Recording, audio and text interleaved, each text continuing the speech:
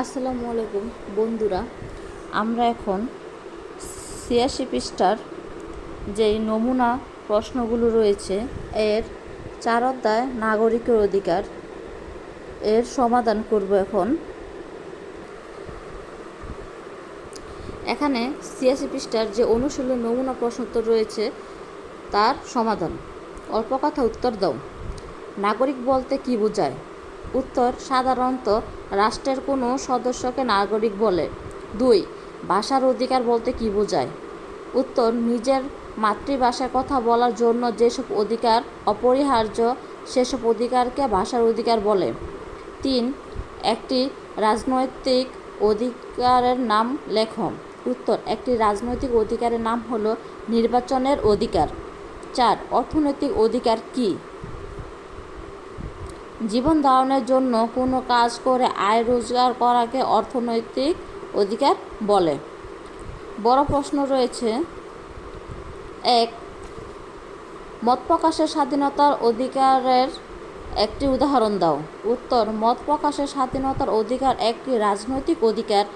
এই অধিকারের একটি উদাহরণ হলো প্রত্যেক নাগরিকের বাড়িতে, বিদ্যালয়ে এবং সমাজের স্বাধীনতা নিজস্ব প্রকাশের অধিকার আছে।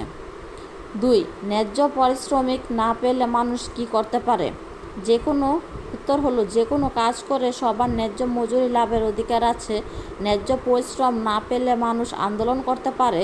আন্দোলনের মাধ্যমে দেশের অর্থনৈতিক অবস্থা ও যোগাযোগের ব্যবস্থায় বিরূপ প্রভাব ফেলতে পারেন।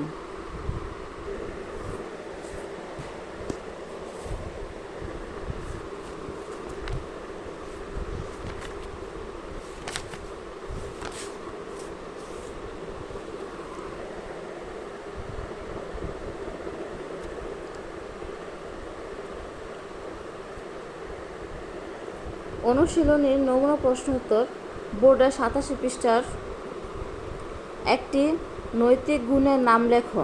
একটি নৈতিক গুণের নাম হলো সততা। ২. নম্র স্বভাবের মানুষ কেমন আচরণ করেন তার একটি উদাহরণ দাও।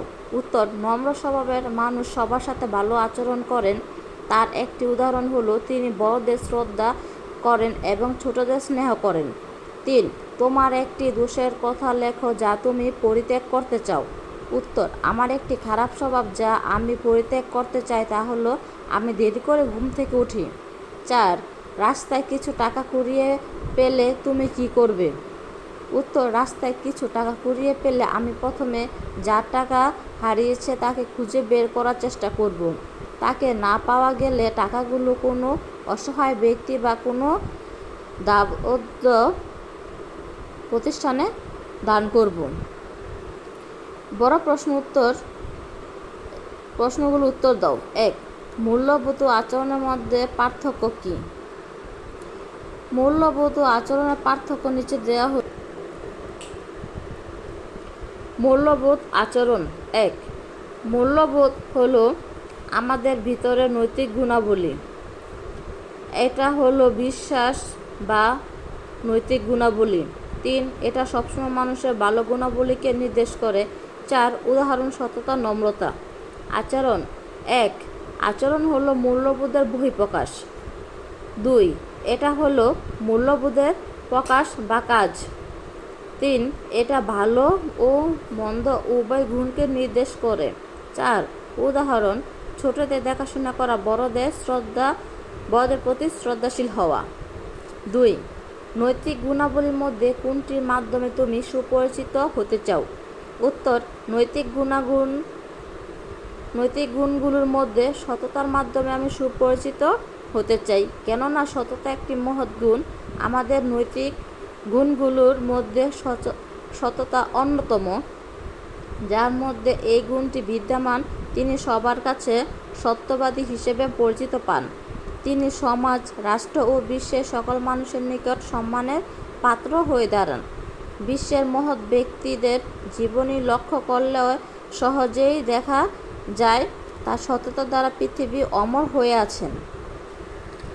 এবার আমরা অধ্যায় ৬ পরম সহিষ্ণুতা এর প্রশ্নোত্তরগুলো সমাধান করে দেখাবো।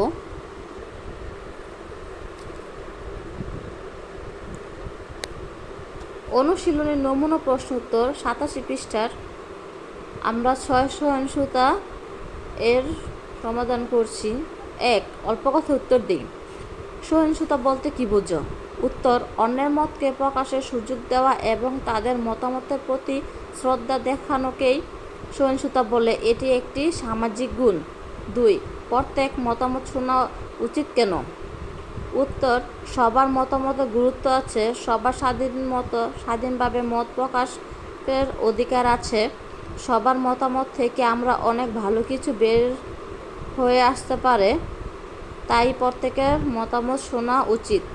3 বাড়িতে অন্যদের মতামত নিয়ে সিদ্ধান্ত গ্রহণের একটি উদাহরণ দাও। বাড়িতে অন্যদের মতামত নিয়ে সিদ্ধান্ত নেওয়ার একটি উদাহরণ হলো কারো জন্মদিনে বা কোনো অনুষ্ঠানে কী করা হবে তা নিয়ে আলোচনা করা। বিতর্ক কী? কোনো বিষয়ের উপর দুটি পক্ষ যখন সুনির্দিষ্ট ও বাস্তবসম্মত যুক্তি উপস্থাপনের মাধ্যমে আলোচনা করে তাকে বিতর্ক বলে। বড় প্রশ্ন, প্রশ্নগুলো উত্তর দাও। 1 তোমরা সবাই মিলে শ্রেণীকক্ষের বাইরে কোথাও যাও, সিদ্ধান্ত কিভাবে নেবে? উত্তর, আমরা সবাই মিলে শ্রেণীকক্ষের বাইরে কোথাও ঘুরতে যাওয়ার সিদ্ধান্ত সবাই মিলে নেব।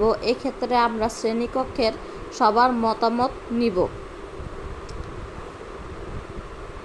সবার মতের প্রতি শ্রদ্ধা রেখে যেটি সবার জন্য ভালো সেই মতটি গ্রহণ করব। 2 সকলের মতামত নিয়ে আলোচনা করতে কি বেশি সময় লাগে? হ্যাঁ, সকলের মতামত নিয়ে আলোচনা করতে বেশি সময় লাগে। এক্ষেত্রে প্রত্যেকের মতামত আলাদাভাবে নেওয়া হয় বলে বেশি সময় লাগে। আজ এ পর্যন্তই। আমরা অন্য একটি ভিডিওতে আরও সমাধানগুলো দেখিয়ে দিব অন্যান্য অধ্যায়ের।